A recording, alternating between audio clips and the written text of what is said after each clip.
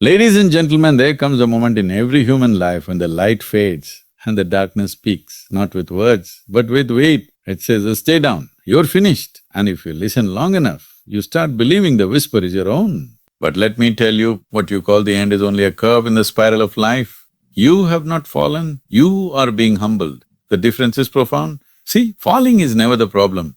The earth pulls everything downward, it is its nature. The question is, do you use the fall to gather strength further? Many believe that a comeback is about revenge, about showing the world who you are. Huh. That is a cheap thrill. Really, comeback is not about proving anyone wrong. It is about discovering what is right within you. When life pushes you into a corner, you don't come back by force, you come back by clarity.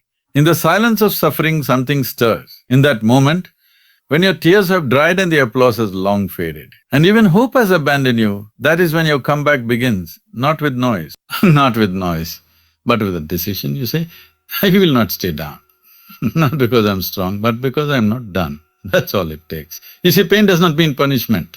Pain is just intensity. It comes to wake you. It comes to break you, it comes to burn away what is weak and leave behind only the essence. If you allow it, your worst fall can become your greatest teacher, so don't curse the darkness. Sit with it, feel its weight, and then when you're ready, rise not like a soldier, but like the sun, quiet, sudden, undeniable. This is the comeback and you are born for it. Falling is not failing because the very nature of life is movement, and in movement there is no straight line, there are turns, spirals, descents and ascents. And when something descends, it is not punishment but a part of the rhythm, like a wave that recedes only to return stronger, more whole, more forceful. And perhaps when you fell, you thought something was broken. Perhaps it was, but only what was false, what was not meant to last, what was not aligned with the deeper truth of your being. And that breaking was not destruction but a chance for recreation, for realignment, for a sacred kind of remembering. When you fall, the mind panics, it screams failure. It shouts stories of defeat and disgrace, but if you listen closely, not to the noise, but to the silence beneath it, you will hear something else, a whisper from within that says, this too is a step, not a backward one, not a mistake, but a bending of the path, a softening of your edges, and maybe even a quiet undoing of the illusions you have carried for too long, illusions of control, illusions of permanence, illusions of who you are supposed to be rather than who you are actually becoming. In this culture, we have confused success with straight lines. We think a fall means we did something wrong. But what if the fall was not an error, but a message, a call to pause, to breathe, to finally feel the weight you have been avoiding, the pain you have refused to face, the questions you have kept in the dark. And in falling, maybe those questions rush in, not to break you, but to wake you, not to shame you, but to shake you into deeper consciousness, deeper presence and a deeper kind of strength that does not come from holding everything together, but from allowing things to fall apart when they must. To fall is not to fail, it is to become more human, and to be human is to be vulnerable to gravity, not just the gravity that pulls your body down, but the emotional, mental and spiritual gravity that reminds you that you are not above pain, not immune to suffering, and not here to glide through life untouched, but to dive into its depths, to meet its shadows, to feel its ache fully, and still somehow to stand again, to breathe again, to move again, not with the arrogance of invincibility, but with the humility of one who has met their own limits and learned that those limits are not the end. When you fall, don't rush to rise, don't rush to hide the mess or clean the wound or pretend it never happened, because something sacred is unfolding in that descent. Something is being stripped away, something is being offered, not in the form of external reward, but in the form of inner insight. And if you are still, if you are present, if you do not escape it, you will see that what you are falling from is not your path but your pretense, and what you are falling into is not failure but freedom. The kind of freedom that only comes when you let go of the idea that you must always be strong, always be right, always be successful. There is a certain grace in falling, a wisdom that does not come from winning, a depth that cannot be accessed from the mountaintop, only from the valley, only from the quiet places, only from the ground where the ego lies shattered, where the masks slip off, where the soul finally gets to speak. And what it says is not grand or poetic, but simple and real and raw. It says you are still here, and that is enough. That is the beginning of your return, not to what you were, but to what you were meant to become all along. So don't fear the fall. Embrace it like you would. Embrace the night before dawn, knowing that the darkness is not separate from the light, but part of its cycle, knowing that the soil may feel cold and heavy. But it is also where seeds open, where roots are born, and maybe, just maybe, this fall is not your undoing but your planting, not your collapse but your becoming. And if you stop trying to resist it, if you just let yourself rest there for a moment, you might feel the earth holding you, not to bury you but to root you. And in time, without effort, without pushing, something will rise. Not the old you, not the one who fell, but something deeper, wiser, softer, truer. Something that knows now that falling is not failing. It is simply life reminding you that even you lose your balance, you have not lost your way. And even when you are on your knees, you're still on the path, perhaps more so than ever before. You see, the idea that your comeback must roar and shout and shake the world into seeing your worth is a misunderstanding born from a place of inner emptiness. Because when you try to rise only to prove others wrong, you're still living under the weight of their gaze, their judgment, their expectations, and in doing so, you are still not free. You are still their prisoner, dancing to the music of someone else's tune. And the tragedy is that even if you succeed, even if you rise higher than they imagine, the applause will echo hollow if you yourself have not discovered what truly matters, who you are when all of them fall silent. So, the real comeback has nothing to do with noise, nothing to do with revenge, nothing to do with showing them anything, because them is an illusion, a shifting audience that will always demand more, will always doubt again. And if you live for their doubt or their praise, you will remain lost, tossed between high and low like a leaf in a storm. But if instead you turn inward, not with drama but with deep stillness, not with a desire to impress but with a longing to understand, then the comeback begins, not on the stage, not in the spotlight, but in that quiet, sacred space where truth begins to whisper. It whispers not of battles and victories, but of alignment, of returning to a center you had abandoned while chasing shadows, of coming home to a self you once buried under layers of roles, masks, performances. And when you begin to hear that whisper, you will know this is not about winning. This is about waking up, because the comeback is not a show, it is a shedding.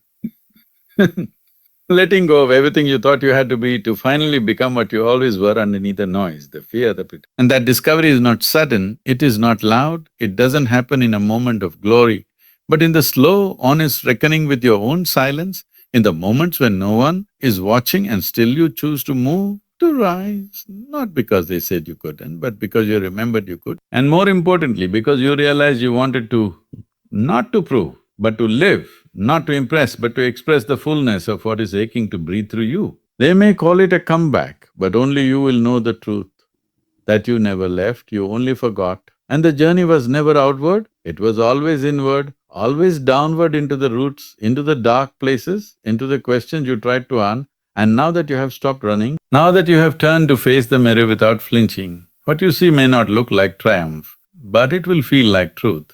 And that is worth more than all the validation in the world. Because what you discover in that space is not just resilience, not just strength, but something quieter, something unshakable, a kind of dignity that doesn't need defending, a kind of clarity that doesn't need shouting, a kind of peace that arises when you realize you have nothing to prove, no one to chase and nowhere to arrive except right here, right now, fully awake to who you are and who you are not. So let them doubt, let them forget, let them move on.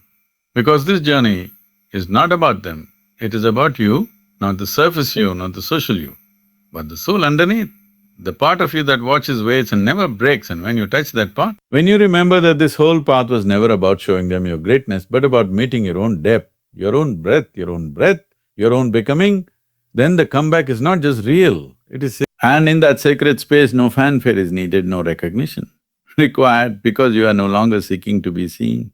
You are simply being fully, fiercely, freely, and in that being you are home. You are whole, and nothing outside of you can define what it means to return. Because you now know the comeback was never a performance, it was a remembering. They told you strength was something loud, something fierce, something that fights and wins and overcomes in dramatic ways.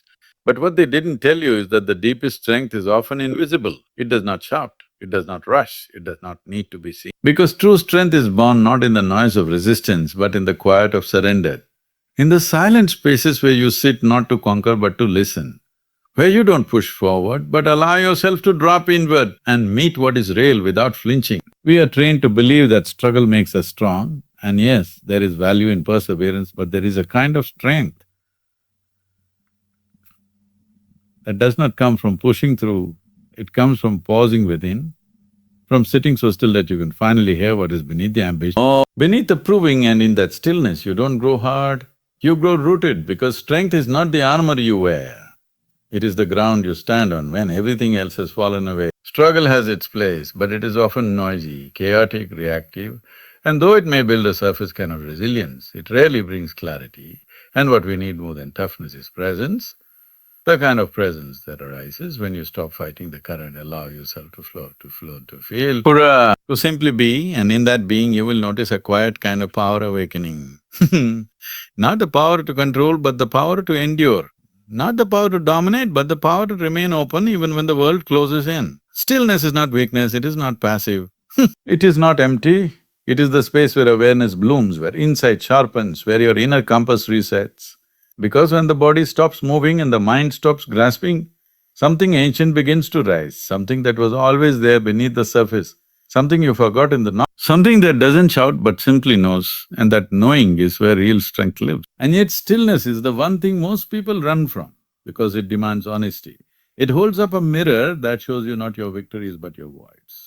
And this is where most turn back, this is where most distract themselves again with motion, with goals, with struggle, because it feels easier to fight than to feel. But if you can stay, just stay, in that still uncomfortable space, if you can breathe there without reaching for escape, you will meet a part of yourself that cannot be broken, cannot be exhausted, cannot be shaken. That part of you does not come from effort, it comes from essence, and it doesn't grow louder with striving, it grows louder with silence. Because when you no longer need to prove your strength, you begin to embody it. And when you no longer seek power outside, you begin to recognize the immense power within, not as a weapon but as a well, not as a force against the world, but as a current flowing through you, steady, calm, vast and clear. This kind of strength doesn't win battles, it dissolves them, doesn't crush obstacles, it sees through them, doesn't harden your heart, it deepens it. And in this way, stillness is not just the birthplace of strength, it is the strength itself. Because in stillness, you find what cannot be taken from you. What is not dependent on outcomes, what remains even everything else fades. And that kind of strength does not falter, it does not waver, it simply is. So when the world tells you to keep pushing, keep running, keep fighting, maybe pause, maybe sit, maybe breathe, and see what emerges not from your force, but from your presence. And there, in the silence they called empty, in the quiet they called weak, you may discover the deepest truth of all, that what you were searching for through all your struggle was waiting in the stillness all along. Pain is not the enemy, though we have been taught to run from it, numb it, silence it, as if its presence is a punishment and its weight a mistake. But if you stop fleeing for a moment, if you stop fearing the burn and begin to breathe into it, you will see that pain is not here to destroy you, it is here to refine you, to burn away the falsehoods, to strip away the layers you never needed, to leave behind only what is essential, what is real. And that process may feel like loss, but in truth it is the purest kind of gain. We all speak of purpose as if it's something clean, clear, shining brightly like a light on a distant hill. But the path to it is anything but smooth. It is full of ashes and endings, of questions and fire. And that fire is not external, it is within you, it rises when when your plans collapse, when your certainty dissolves, and in that breaking there is a burning, and in that burning something you once clung to is reduced to nothing. And while that nothing may terrify the mind, it is sacred space for the soul, Because pain, when you don't resist it, becomes a teacher, a purifier, a kind of sacred flame that doesn't seek to punish but to transform. And what it transforms is not your circumstances, but your clarity, your depth, your intention. Because pain makes you ask questions you would never ask in comfort. It makes you search beneath the surface, it makes you reach for something beyond appearances. And in that reaching, you begin to sense your real direction, not the one others assign to you, not the one your ego designed, but the one your life has been quietly whispering all along. And maybe purpose is not a destination but a distillation. Not a plan you make, but a truth that emerges when everything else falls apart. And if you allow the pain to burn, to do its work without rushing it away, you will feel something underneath the suffering begin to glow, a kind of fierce gentleness, a silent knowing, a raw presence that says, now you are ready, not because you have achieved, but because you have endured, not because you have answers, but because you are finally willing to live the questions. There is a beauty in this fire, but only if you stop cursing it, stop fearing it, stop thinking it means something has gone wrong. Because in the greater unfolding of your being, the fire is not a setback, it is initiation. It is the passage through which the ego melts and the essence emerges. And when you have walked through it, you do not walk out the same, you walk out lighter, clearer, not full of pride, but full of purpose that no longer needs to be declared because it has become who you are. And yes, there will be scars, but let them be sacred. Let them be the map of where you've been, not in pain, but in purification, not in defeat, but in devotion to something deeper than comfort. Something only the fire could show you, because only fire has the authority to reveal what is unburnable within you. And once you know what cannot be destroyed, you know what is truly yours. So when pain arrives, do not flinch, do not flee, but sit with it as you would sit with a fierce teacher, knowing it will not flatter you, but it will free you. It will not soothe you, but it will shape you. And somewhere in that shaping, a new strength will arise, not built on harm, but on surrender, not fueled by fear, but by presence. And that presence is where your purpose begins to speak. And from that flame, you walk not with noise but with quiet power, not with certainty but with sincerity. Because now you are no longer trying to find your purpose. You are living it, purified by pain, lit from within and utterly unshakable in your becoming. They say the comeback begins when you rise, when you step forward, when the world sees you again. But that is just the surface. That is the moment the world notices, not the moment it truly began. Because the real beginning happens in the dark, in the silence, in the private ache of your own heart when no one is watching, when no one believes in you, not even yourself, but somewhere in that shadow, in that depth where everything feels broken and still, a tiny choice is made, not to rise yet, not to fix everything, but simply not to give in, not to remain buried, and that choice is quiet but powerful beyond measure. Because standing up is a physical act, but choosing not to stay down is a spiritual one, and the body may follow eventually. The one that begins to melt the frozen edges of despair, the one that doesn't need certainty, doesn't need strength, only the smallest drop of willingness to not remain in defeat. And this decision doesn't come with fanfare or triumph, it often comes with tears, with silence, with the trembling confusion of not knowing what comes next, but still knowing you can't stay here forever. Something inside you remembers not your accomplishments, not your titles, but your essence, the deeper part of you that cannot be erased by loss, cannot be crushed by failure, because it was never built by success in the first place. It was born from moments like this. So the comeback begins there, in the breath you take after the breakdown, in the choice to open your eyes again after the darkness, in the moment when nothing has changed but everything inside you has shifted and you no longer seek to escape the fall.